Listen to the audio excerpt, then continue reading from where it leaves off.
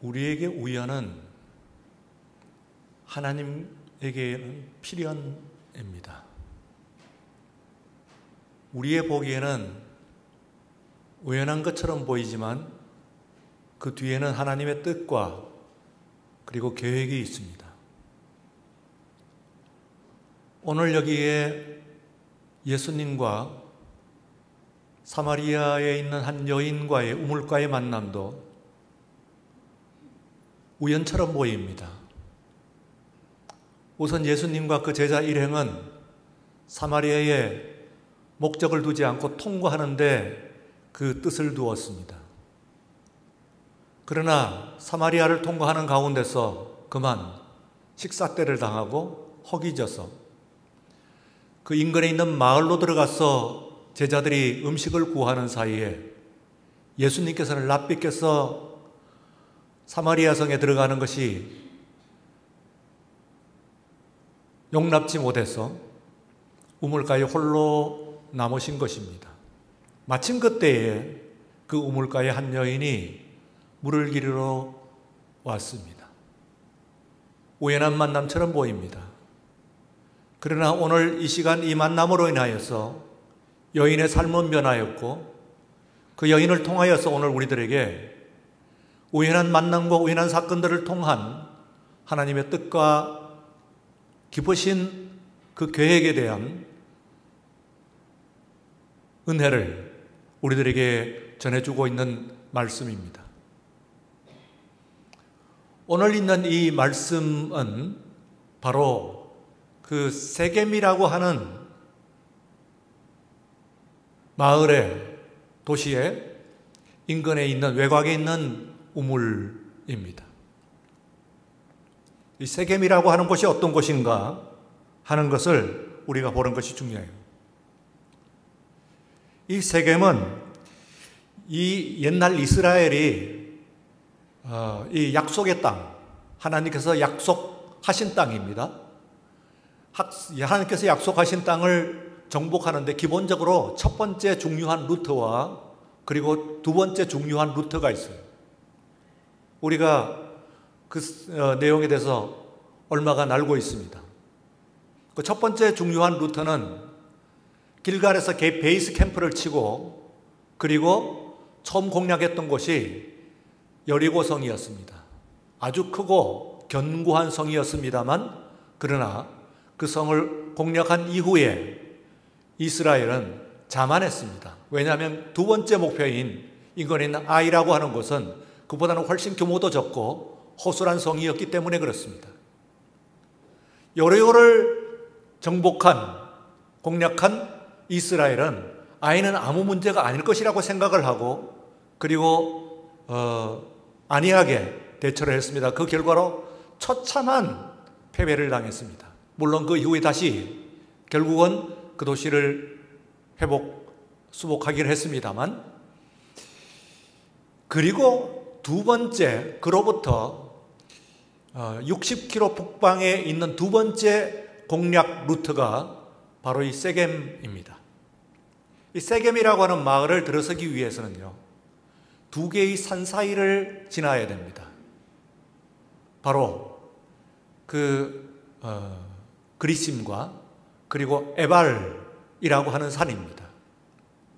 이 두 산이 마치 도시의 어깨에 메어가 있겠다 하는 그런 뜻으로서 세겜은 어깨라고 하는 뜻입니다. 세켐 하는 말이 어깨 그런 뜻입니다.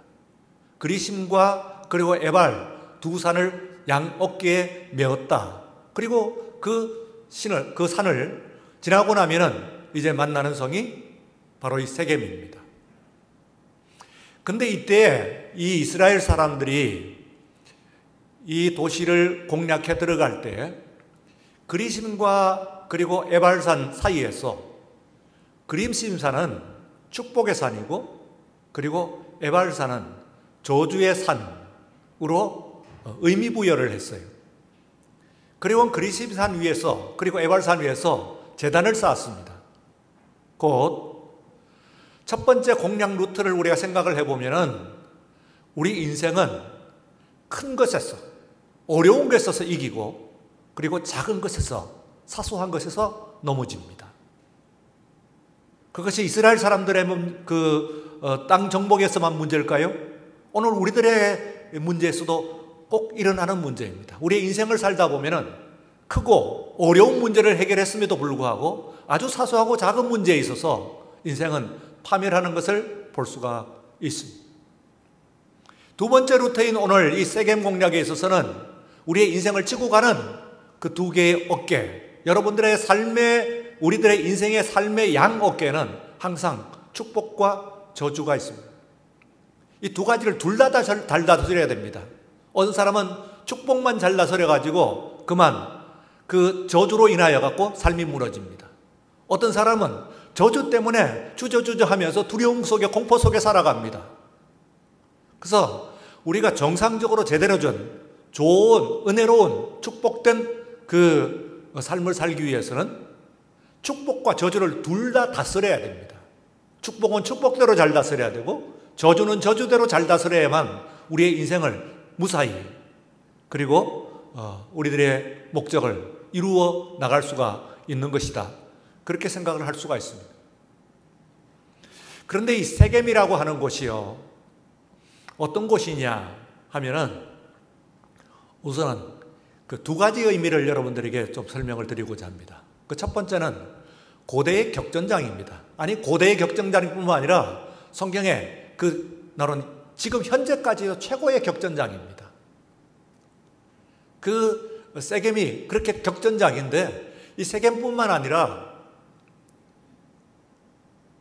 6개의 도피성이 있습니다.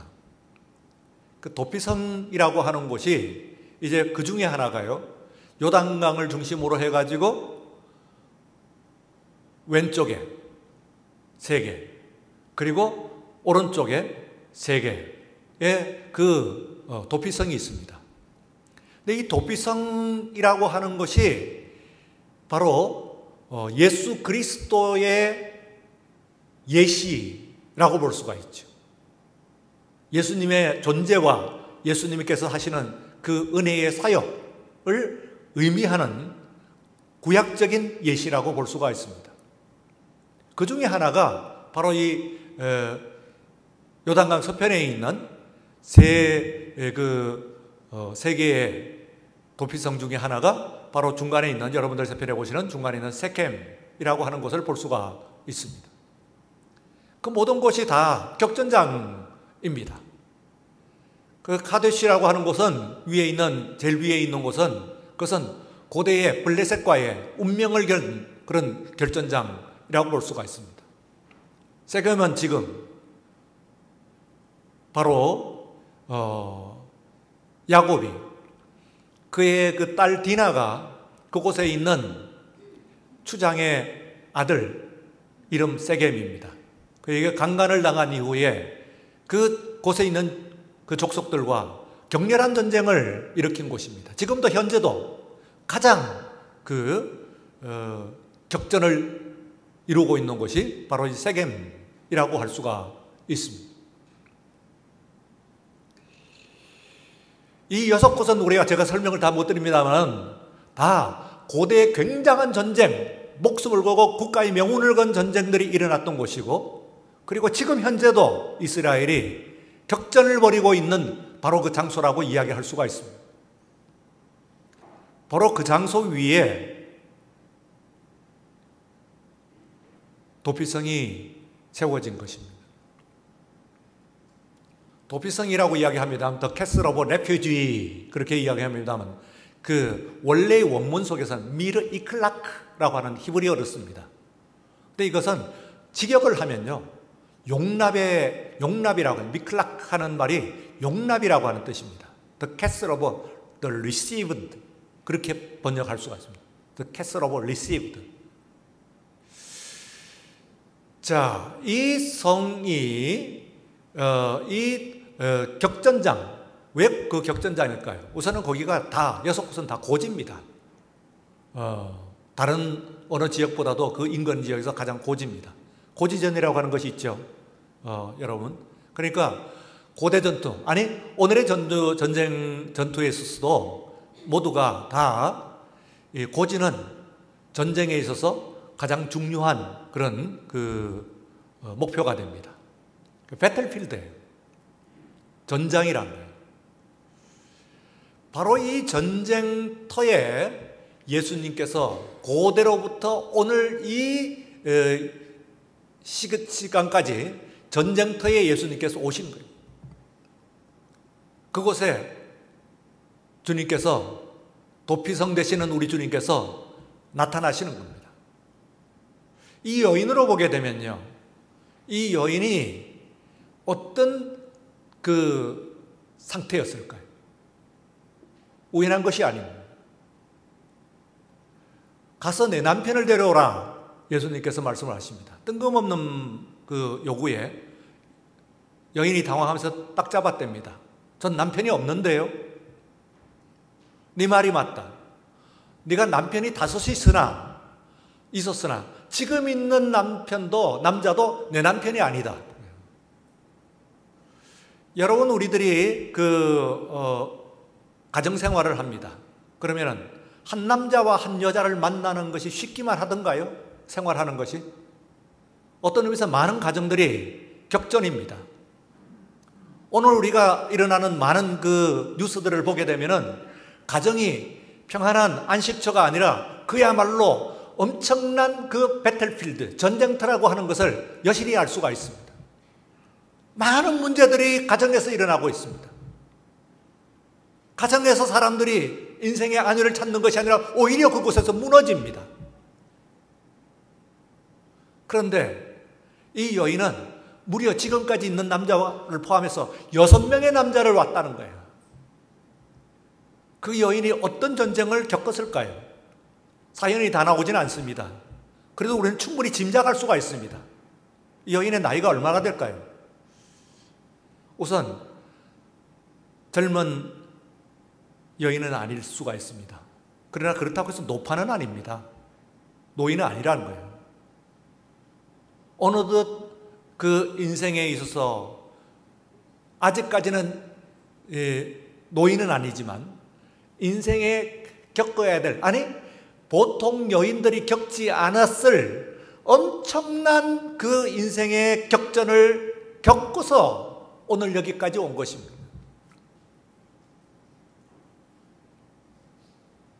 이 여인이 그곳에서 예수님을 만나고 있습니다.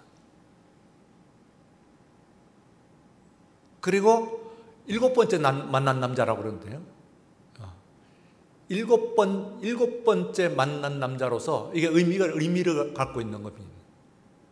6이라고 하는 숫자와 7이라고 하는 숫자의 의미가 있잖아요.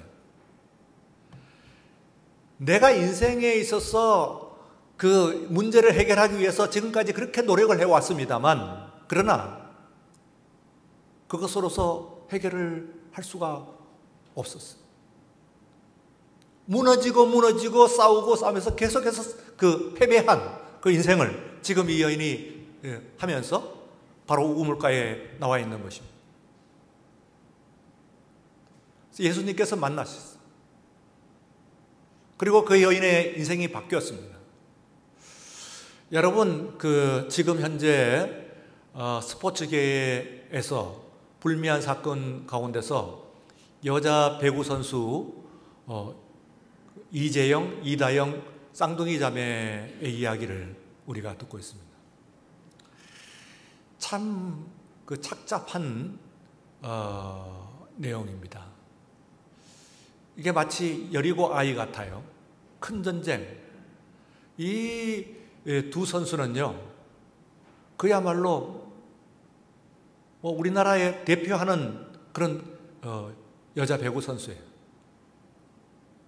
가정도 좋았던 것 같고 지금까지 거침이 없었습니다. 승승장구예요. 왜죠? 모든 것이 잘 됐어요. 그러나 10년 전에 있었던 일이 25살 된 이 여자 선수 이제사 그게 밝혀지면서 무너져 내렸습니다. 다시 회복할지는 모르겠습니다. 그러나 쉽지 않아 보입니다. 어쩌면은 이것이 두 선수에게 인생의 파멸, 지금까지 25년 삶을 살면서 한 번도 겪지 못했던 성공의 성공을 그리고 축복의 축복을 거듭해 오는 가운데서 아마 생각도 못했을 거예요. 사건이 터지면서 그대로 무너졌습니다. 이걸 어떻게 해야 될까요? 관점은 여러 가지가 있습니다. 스포츠 경영 속의 문제도 있을 수가 있고, 혹은 국가적인 어떤 관리로 있을 수가 있고, 혹은 법정적인 문제로서 당연히 받아야 될 어떤 그 지은 잘못, 죄에 대한 처벌의 관점에서 이야기할 수도 있을 것입니다. 아마도 이 사건이 오늘 이렇게 첨예한 문제가 되는 것은 10년 전의 과거에 있지 않지 싶습니다. 오늘의 만연해 있는 그 학폭이라고 하는 학교의 폭력, 걷잡을 수 없는 사나운 폭력. 학교라고 하는 것이 옛날에도 완전했던 것은 아닙니다만, 그러나 기다려지고 그곳에서 다 친구들을 만나고 아름다운 곳이었는데, 그야말로 사나운 배틀필드, 전쟁터가 되었습니다. 아이들을 보내는 것이 겁납니다.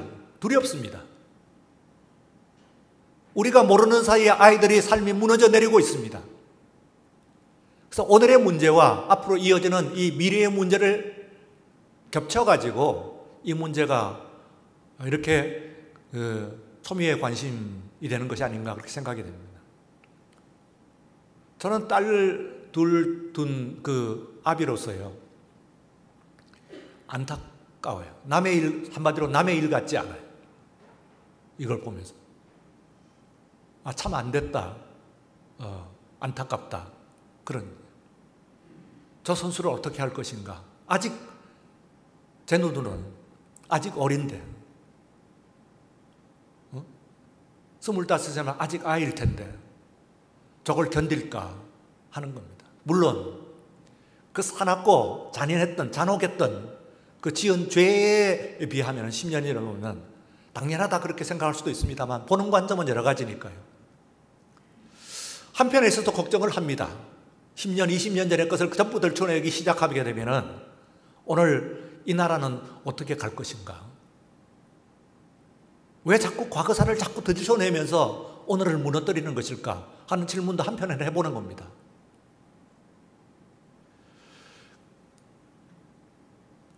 어쩌면은 우리가 그 두 개의 루트를 이야기했는데요. 첫 번째 공략 루트인 여리고는 축복, 대성공 뒤에 사소한 것으로서 무너지는 것이 인생이라고 하는 것을 우리에게 가르쳐 주죠. 두 번째 있는 이 세겜이라고 하는 것은 살아가면서 우리들의 인생 누구든지 축복만 있는 것이 없습니다. 축복만 있는 인생이 없습니다. 그렇다고 해서 저주만 있는 인생도 없어요. 말하자면 우리들은 축복과 그리고 저주를 양어깨에 메고 가는 것입니다. 축복은 축복대로 잘 다스려야 되고 저주는 저주대로 잘 다스려야 돼요.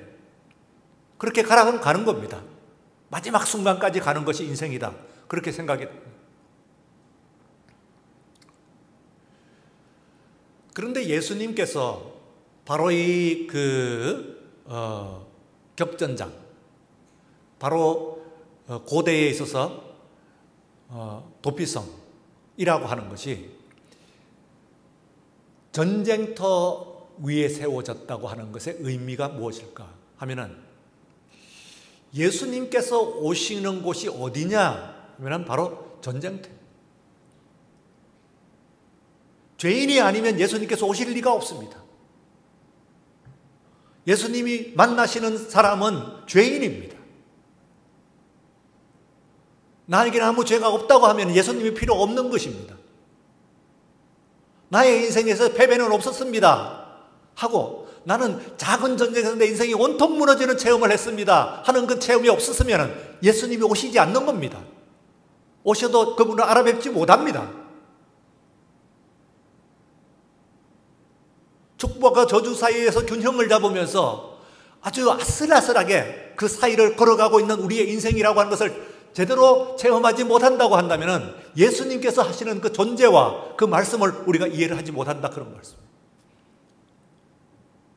그래서 예수님께서 이 시간 우리들의 그 여인의 삶 가운데서 오셨어요. 그리고는 오늘 여기에 그분을 용납하시는 거예요. 도피성이라고 하는 게 뭐라고 해요? 용납이라고 했잖아요.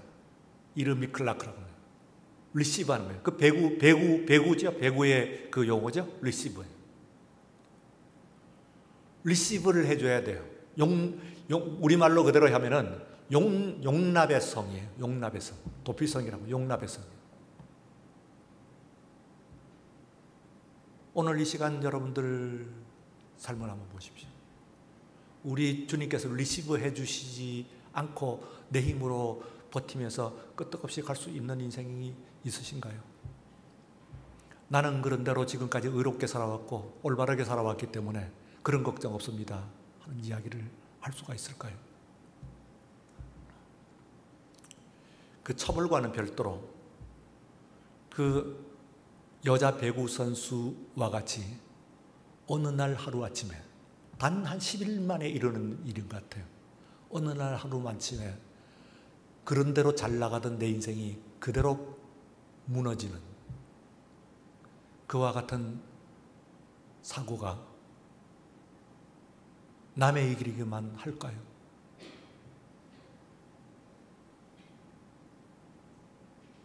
내 인생은 나 혼자의 힘으로 견딜 수 있는 자신이 있습니까? 이것을 진지하게 우리들이 질문을 해줘야 됩니다. 이 여인은 얼마나 무너졌을까요? 지금까지. 무너지고 또 그 기대가 수없이 무너지는 가운데서 그 우물가에 나와 있어요. 예수님께서는 그 여인을 만나셨습니다. 오늘 이 시간 여러분 자신 있다 하지 마십시오. 나 여리고를 무너뜨렸다 하지 마세요. 그게 여러분들의 스펙이든 여러분의 배경이든 여러분이 가지고 있는 건강이든 여러분이 가지고 있는 그 어떤 것이라고 하더라도 그것을 자신하지 마십시오. 여러분은 그것 때문에 더 큰 것 때문에 무너지는 건 아닙니다. 아주 사소하고 문제가 아니라고 생각했던 것 때문에 우리의 삶은 무너지게끔 되어 있어요. 우리의 삶은 언제나 축복일 수 있고 또한 한편에서는 축복을 받는 그 순간에서도 저주가 도사리고 있는 인생을 우리는 살고 있습니다. 우리는 우리의 삶을 스스로 독자 경영할 수 없습니다. 우리 집은 오시지 않는다고 한다면 나 지금까지 잘 왔다고 하는 인생도 얼마든지 무너질 수가 있다는 것을 여러분 생각합니다. 또 무너지고 또 무너지는 인생이라고 할지라도 내가 그 자리에서 예수님을 모시고 예배의 제단을 쌓는다면 그곳에 예수님을 모시고 바로 예배의 자리가 된다고 한다면 우리 주님께서 여러분의 모든 상처와 패배와 슬픔과 고통과 질병, 우리의 모든 두려움까지도 receive, 용납해 주실 것입니다. 오늘 여러분들의 모든 삶의 패배를, 고통을, 아픔을 이 시간 내어놓으십시오. 예배를 드리러 왔다면, 주님을 만나러 왔다면 그러면 내어놓으십시오. 여러분의 문제를 갖고 다시 싸갖고 돌아가지 마십시오. 오늘 이 시간 여러분의 심령 깊은 곳에 도사리고 있는 그 아픔을 우리 하나님 앞에, 주님 앞에 내어놓는, 그리고 그분이 여러분의 삶을 용납하는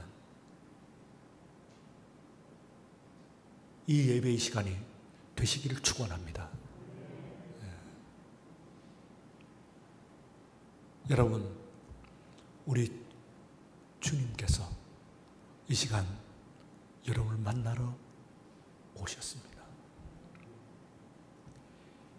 치밀하고 오래되고 그리고 또한 기쁘신 계획과 뜻 가운데서 이 예배 가운데서 우리 주님을 만나시고 그리고 여러분의 삶이 새롭게 소성되고 회복되고 그리고 새로운 삶으로 나아가시는 우리 모두가 되시기를 주의 이름으로 축원합니다. 기도합니다. 우리 여기 왔사오니 우리를 받아 주옵소서. 오늘 이 시간 죄인오라 하실 때에 날 부르소서. 죄인 아닌 사람 오늘 여기 필요가 없습니다. 죽을 죄 짓지 않고 무너지지 않을 사람 여기 아무도 없습니다. 상처 입은 영혼들 주님 앞에 나왔으니 이 시간 오늘 우리 주님 앞에 그 품에 의지하는 삶이 되게 하여 주시옵소서. 내 삶의 내 심령의 깊은 곳을 헤아리시는 우리 주님 앞에서 모든 것을 내어놓게 하시고 회복될 수 있는 귀한 시간, 은혜의 체험을 하고 돌아가는 시간 될 수 있도록 주님 함께하여 주시옵기를 간절히 바라옵고 감사하며 맡기올 때에 예수님 존귀하신 이름으로 기도드리옵나이다.